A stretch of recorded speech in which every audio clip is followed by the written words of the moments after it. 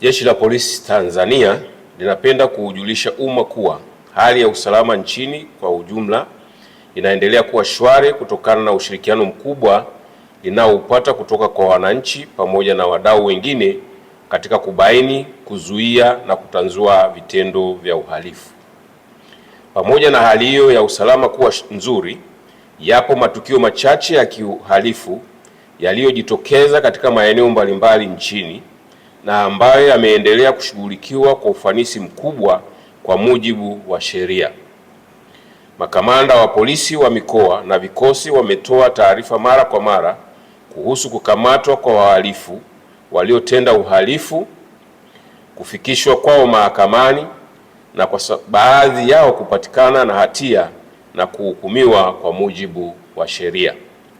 Katika siku za hivi karibuni kumekuwa na maswali kutoka kwa baadhi ya wananchi kuhusu namna Jeshi la Polisi linavyofuatilia na kushughulikia vitendo vya uhamasishaji wa uvunjifu wa amani unaoonekana kufanywa na baadhi ya watu kupitia mitandao ya kijamii. Jeshi la Polisi linapenda kufahamisha umma kuwa linafuatilia kwa karibu sana shughuli zote za aina hiyo zinazofanywa na baadhi ya watu hao ambao awali walikuwa wakihamasishana kufanya maandamano nchini tarehe 7 Julai.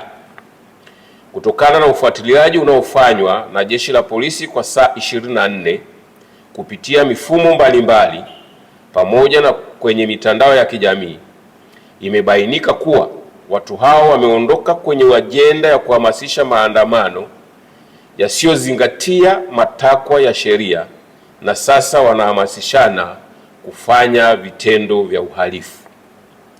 Miongoni mwa vitendo hivyo ni kuhamasisha kufunga barabara, uchomaji moto wa shule ili kusababisha taharuki kwa wazazi na walezi, kushambulia wananchi, kukata watu vichwa na kuua baadhi ya watu, kuharibu mali za umma na binafsi.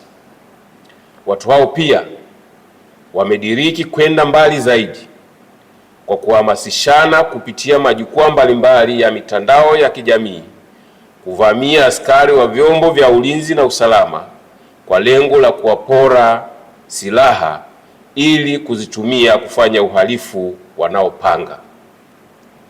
Jeshi la Polisi linapenda kusisitiza kuwa uhamasishaji wa uhalifu huo wa kijinai unaofanywa chini ya kivuli wanachokiita haki ya kufanya maandamano ya amani haukubaliki kwa sababu ni kinyume na sheria za nchi, misingi ya utawala wa sheria pamoja na mikataba ya kikanda na kimataifa na ni hatari kwa usalama wa nchi.